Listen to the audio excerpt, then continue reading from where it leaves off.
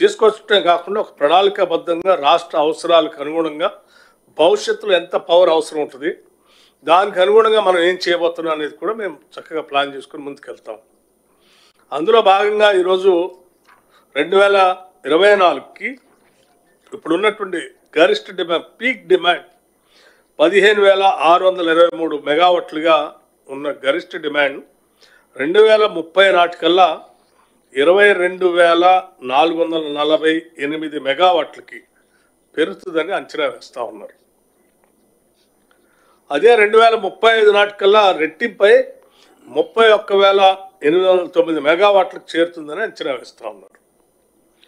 ఈ వేసినటువంటి అంచనాలని అంటే ఎందుకు ఇంత పెరుగుతుందని అంటే ఈ రాష్ట్రంలో జరుగుతున్నటువంటి అభివృద్ధి, ఉదాహరణకి ఫ్యూచర్ సిటీ కావచ్చు, ఫ్యూచర్ సిటీలో వచ్చేటువంటి పరిశ్రమలు కావచ్చు, రీజనల్ రింగ్ రోడ్ చుట్టూ వస్తున్నటువంటి ప్లాన్ చేస్తున్నటువంటి పరిశ్రమలు కావచ్చు, లేకపోతే కొత్తగా అదనంగా వస్తున్నటువంటి ఫార్మా క్లస్టర్స్ కావచ్చు, రకరకాలైనటువంటి ఈ డెవలప్మెంట్ సంబంధించినటువంటి వాటి దృష్టిలో పెట్టుకొని ఈ స్థాయిలో పీక్ డిమాండ్ ఉండబోతుందని అంచనాలు వేస్తే దానికి అనుగుణంగా ఈరోజు ఎనర్జీ డిపార్ట్మెంట్ కూడా ప్రణాళికాబద్ధంగా ముందుకు పోతా ఉంది. గత సంవత్సరం కంటే ఈ సంవత్సరం ఈ పీక్ డిమాండ్ పెరిగితే కూడా ఎటువంటి కట్ లేకుండా క్వాలిటీ పవర్ని సప్లై చేయడం జరిగింది. అలాగే ఈ ఈ ఈ అంచనాలు చేరుకోవటం కోసం రాబోయే 5 సంవత్సరాల్లో 10 సంవత్సరాల్లో 2035 కల్లా ఏం చేయబోతున్నాం అనేది కూడా మీకు స్పష్టంగా చెప్పదలుచుకున్నాం. మేము బాధ్యతలు స్వీకరించినప్పుడు ఉన్నటువంటి డోలాయమన పరిస్థితి, డిస్కమ్స్లో ఇబ్బంది కానీ, ట్రాన్స్మిషన్ ఇబ్బంది కానీ, జెన్కోలో వాళ్ళు స్టార్ట్ చేసినటువంటి ప్రాజెక్టులు, Bhadradri power project sub critical టెక్నాలజీతో అది పడుతున్నటువంటి బాధలు కానీ, లేకపోతే యాదాద్రి పవర్ ప్రాజెక్టులో మొదలుపెట్టి దానికి ఎన్విరాన్మెంటల్ క్లియరెన్స్ మధ్యలో క్యాన్సిల్ చేస్తే దాన్ని పట్టించుకోకుండా గాలికి వదిలేస్తే అది అలా పడిపోవటం కానీ, వీటన్నిటి దృష్ట్యా వచ్చిన రాగానే ముందు వీటన్నిటిని రివ్యూ చేయడం జరిగింది. ఏం చేయాలి, ఎలా పోవాలి, సబ్ క్రిటికల్ టెక్నాలజీతో పడిన భారం ఎంతో కూడా నేను మీ దృష్టికి తీసుకుని వస్తాను. అట్లాగే యాదాద్రి పవర్ సంబంధించి కూడా వాటన్నిటి లెక్కలు ఇచ్చే ముందు మీకు కొన్ని సమాచారం కూడా ఇవ్వాలనేటువంటి ఆలోచనతోనే మిగతా విషయాలు మీ దృష్టికి తీసుకొస్తాం. మార్చి 14, 2024 కల్లా 308.54 మిలియన్ యూనిట్ల అత్యధిక వినియోగాన్ని నమోదు చేయడం జరిగింది రాష్ట్రంలో. దానికంటే ముందు మార్చి 8, 2024న 15,623 మెగావాట్ల గరిష్ట పీక్ డిమాండ్ను అధిగమించడం కూడా జరిగింది. ఈ గత ఏడాదితో పోల్చుకుంటే ఈ సంవత్సరం విద్యుత్ డిమాండ్ వినియోగంలో రాష్ట్రం గణనీయమైన వృద్ధిని సాధించింది.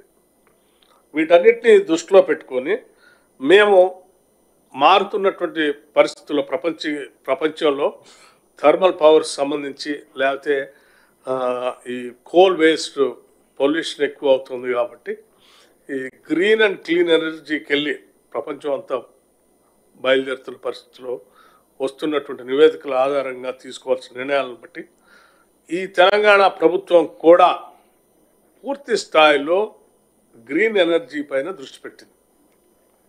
మేము 2030 నాటికల్లా దాదాపు 20,000 మెగావాట్ల ఎనర్జీని, క్లీన్ ఎనర్జీని, గ్రీన్ ఎనర్జీని ఇవ్వాలనేటువంటి ఆలోచనతో ఉన్నాం.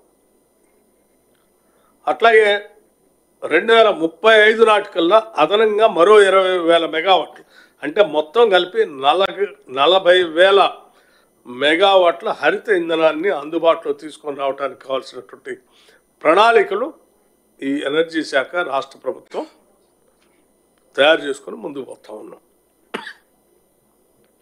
దీంట్లో భాగంగా సరే ముందుగా టు స్టార్ట్ విత్ 4,000 మెగావాట్ల సోలార్ పవర్ సంబంధించి ఇప్పటికే సరే ఈ సోలార్ పవర్ ఉత్పత్తి చేసే రంగంలో రాష్ట్రంలో ఉన్నటువంటి సెల్ఫ్ హెల్ప్ గ్రూప్స్ దీంట్లో భాగస్వామ్యం చేయాలని 1000 మెగావాట్ల సోలార్ పవర్ని ఎంఓఐ చేయటం కూడా జరిగింది.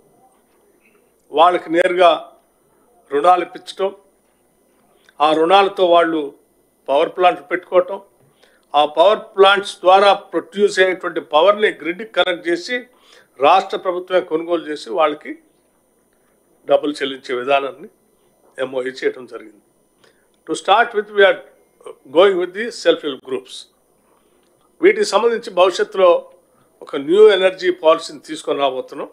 కొద్ది రోజుల్లోనే ఆ న్యూ ఎనర్జీ పాలసీ అనౌన్స్ చేసిన తర్వాత రాష్ట్ర వ్యాప్తంగా ఈ ఎనర్జీని డెవలప్ చేయడం కోసం ఏంటి పంప్ స్టోరేజ్ పవర్ కానీ, సోలార్ పవర్ కానీ, ఫ్లోటింగ్ సోలార్ కానీ, హైడ్రోజన్ పవర్ కానీ ఇత్యాది అనేక రకాలైనటువంటి ఆల్టర్నేటివ్ ఎనర్జీ, నాన్ కన్వెన్షనల్ ఎనర్జీని ప్రొడ్యూస్ చేయటం కోసం మేము సభలో చర్చించి న్యూ ఎనర్జీ పాలసీ అనౌన్స్ చేసి టెండర్స్ పిలవబోతాం, ఓపెన్ టెండర్స్ పిలవబోతాం.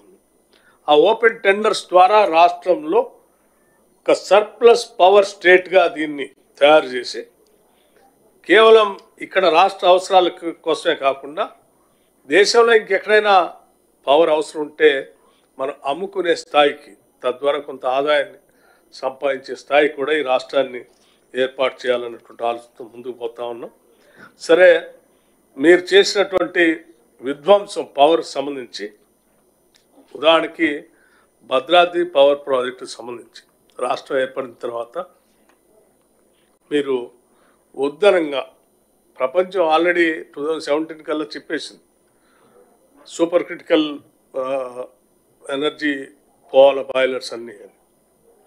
కానీ వీళ్ళు భద్రాద్రి పవర్ సంబంధించి సరే sub critical energy thermal power project పెట్టడం, దాని ద్వారా ఈ రాష్ట్ర ప్రభుత్వానికి పడినటువంటి భారం ప్రతి సంవత్సరం ప్రతి నెల పడేటువంటి భారాన్ని చూస్తే భవిష్యత్తులో చాలా ఇబ్బందికరమైనటువంటి పరిస్థితులు మనం ఎదుర్కోబోతా ఉన్నాం. సో ఇటువంటి ఇబ్బందులు లేకుండా ఉండాలనేటువంటి ఆలోచనతో మేము ఆనాడు కూడా చెప్పాం, ఇటువంటి మీరు సబ్ క్రిటికల్ టెక్నాలజీ పోవద్దు, సూపర్ క్రిటికల్ టెక్నాలజీకే పోవాలని చెప్పి డిమాండ్ చేసినప్పుడు కూడా వాళ్ళు పట్టించుకోకుండా దీంతోనే పోవటం వలన ఈరోజు రాష్ట్రం మీద చాలా భారం పడేటువంటి పరిస్థితి వచ్చింది. ఇది ఈ సబ్ క్రిటికల్ టెక్నాలజీ వల్ల అసలు కేంద్ర ప్రభుత్వం పర్మిషన్స్ కూడా ఇచ్చే డిలే చేసింది. దీనివల్ల 7 సంవత్సరాల కంటే ఎక్కువ సమయం పట్టింది. దీనివల్ల ప్రాజెక్ట్ వ్యయం పెరిగి రాష్ట్ర ప్రభుత్వం పైన భారం కూడా పడింది. అట్లాగే మీరు ఈ ప్రాజెక్టు వ్యయం 7,290 కోట్ల రూపాయలతో 20 నెలల్లో పూర్తి చేయాల్సి ఉంది. కానీ ఈ ప్రాజెక్టు పూర్తి చేయడానికి 7 ఏళ్లకు పైగా పట్టడమే కాకుండా తుది ప్రాజెక్టు వ్యయం వచ్చి 7,290 కోట్ల నుంచి 10,515 కోట్లు పెరిగింది. అంటే దాదాపు 3,220 కోట్లు, అంటే 44.24% అదనంగా దీనిపైన భారం పడింది. కేవలం ఇది సబ్ క్రిటికల్ టెక్నాలజీ కావటం వల్లనే, పర్మిషన్స్ ఇవ్వటానికి ఎవరు ముందుకు రాకపోవటం వల్ల డిలే అయ్యి చివరికి ఇంత భారం పడింది. పోనీ ఈ డిలే అయిన తర్వాత కూడా మీరు చేసిన తర్వాత కూడా దీని ద్వారా దాదాపు దీని లైఫ్ వచ్చేసి 25 to 30 years ఉంటుంది. ప్రతి సంవత్సరం వచ్చే పొల్యూషను, అట్లాగే ప్రతి సంవత్సరం 177 నుంచి 38 కోట్లు, అంటే దాదాపు 178 కోట్ల నష్టం ప్రతి సంవత్సరం దీనిపైన భారపడతాం. అంటే 25 సంవత్సరాల కాలంలో జరిగేటువంటి నష్టం 4,434 కోట్లు ఈ రాష్ట్ర ప్రజలపైన భారం పడేటువంటి అవకాశం. అంటే ఇదంతా కూడా